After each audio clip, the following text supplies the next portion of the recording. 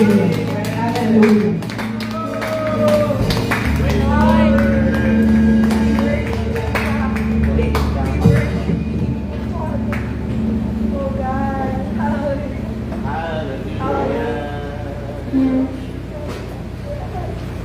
Lord, we worship you. Purihin ka, Panginoon. Salamat po, Lord.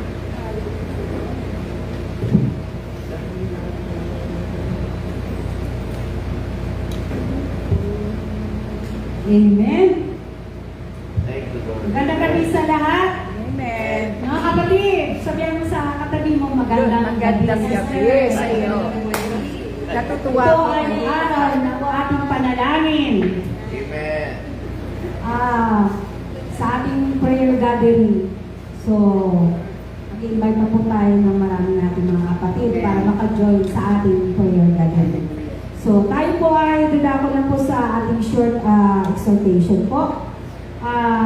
Basahin ko po sa James 5:16 sa NIV version po. James. Okay? James 5:16. Therefore, confess your sins to each other and pray to each other so that you may be healed. The prayer of righteous person is powerful and effective. Amen.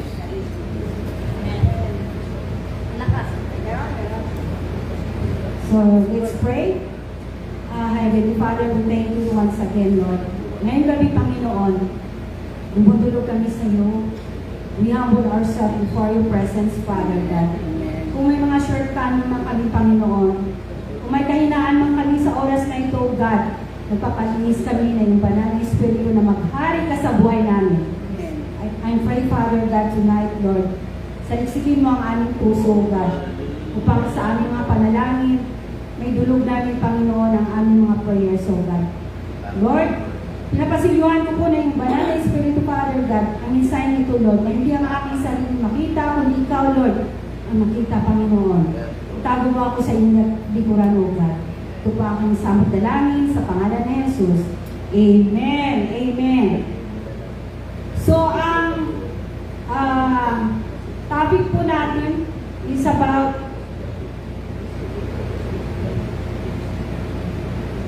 effective prayer. Effective and powerful prayer. Amen. Palakpakan muna natin si Lord. Naging effective ba tayo manalangin? Amen. Nakita po dito sa kanyang scripture na therefore, confess your sin to each other and pray to each other. So tayo, bago tayo manalangin, i-confess muna natin ang ating mga kasalanan para yung ating mga panalangin ay makarating sa presensya ni Lord. Amen? So sabi niya dito, for each other so that you may be healed. So tayo po ay magkaroon ng panalangin na kagalingan. The prayer of a righteous person is powerful and effective. So makita po sa atin na we are effective po tayo. Amen. The effective fervent prayer, this part highlights the intensity and sincerity of the prayer. Makita po yung sincere tayo, yung intense natin sa panalangin. It is not just a casual request, but a heartfelt plea with passion and zeal. Ito po yung kapag nag-pray po tayo, nandun yung sincere heart natin kay Lord. Nakita po sa atin yung intense natin sa panalangin. Hindi lang po yung pagkakataon lang tayo manalangin. This time, we are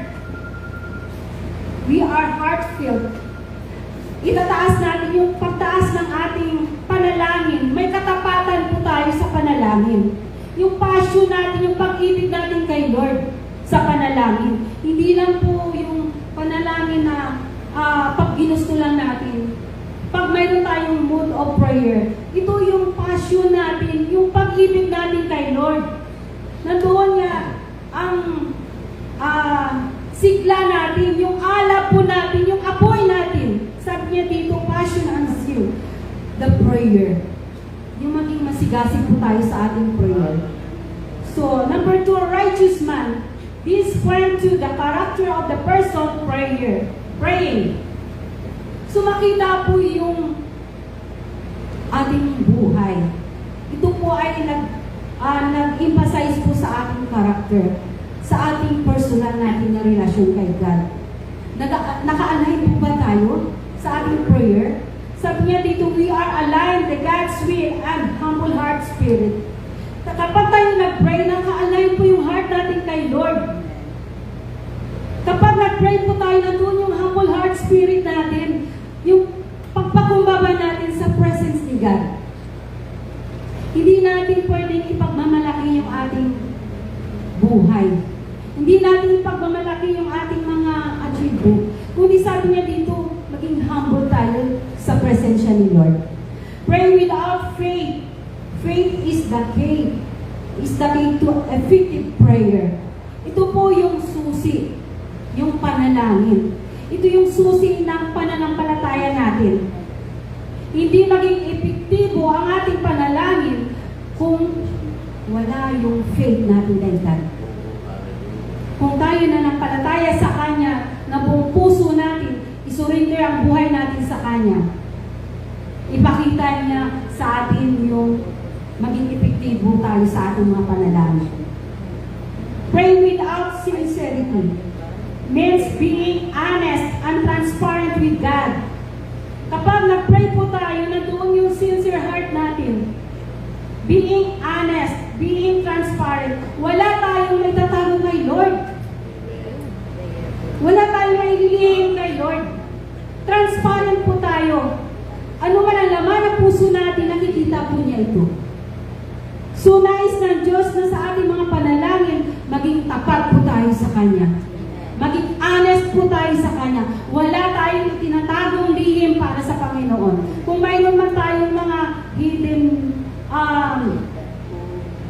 sa puso natin, hingin na natin kay Lord ng patawad. Kasi hindi tayo makarating sa presensya ni Lord kapag mayroon tayong hidden sin. May tinatago tayong kasalanan. So doon po, ang ating pananampalataya ay susi po para maging epektibo ang ating mga panalangin. Pray with specific or specified prayer. Yung panalangin po ay specific po ito. Specify po natin ang ating mga prayer request natin kay Lord. Kapag nag-pray po tayo, hindi lang Lord, pagalingin mo itong tao ito, kailangan natin, specify po natin kung ano po yung pinapanalangin natin sa isang tao. So, conclusion na po ako. Effective and fervent prayer is our benefits. To bless our family, to bless your life. So, yung prayer na yan, ay meron tayong benepisyo. May benefits po tayo na binigay ni Lord sa atin. Kapag tayo ay maging faithful sa paglilingkod sa Panginoon through our prayer, through our intense prayer, through our intimate relationship with God, nandoon po yung benefits na binigay ni Lord sa atin. Ano po yun? Yung God provision ni Lord. God provides provision and protection.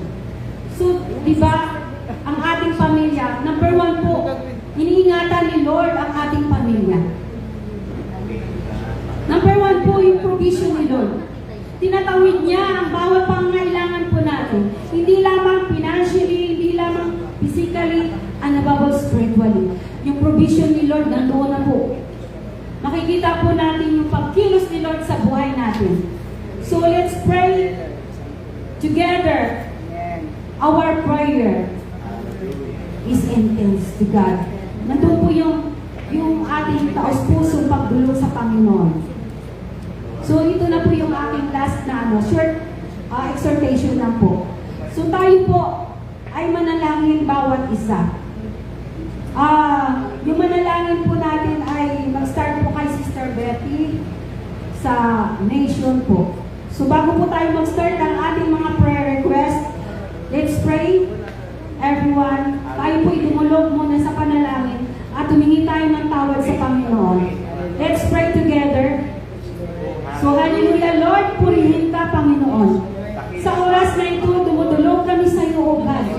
Patuloy ka, magbaba na yung presensya, Panginoon. Anointing upon them, O God. The power of the Holy Spirit, O God, to speak our hearts, O God. Lord, wala kaming maitatago sa iyo, O God. Jesus' name. In the name of Jesus. Lord, makita sa aming puso, Lord, yung sincere heart, the humble heart, the spirit of humility in the name of Jesus. Patuloy kang kikilos sa oras na ito sa aming panalangin. In the name of Jesus. Patuloy ikaw, Lord, mag-bless sa mga intercessor. In the name of Jesus. Ito po aming samot na langin at minabalik sa iyo ang mga papuri parangal. In Jesus' name we pray. Amen. So, all together, mag-start na po tayo sa ating prayer items. Hindi pinuha muna. Si Sister Beth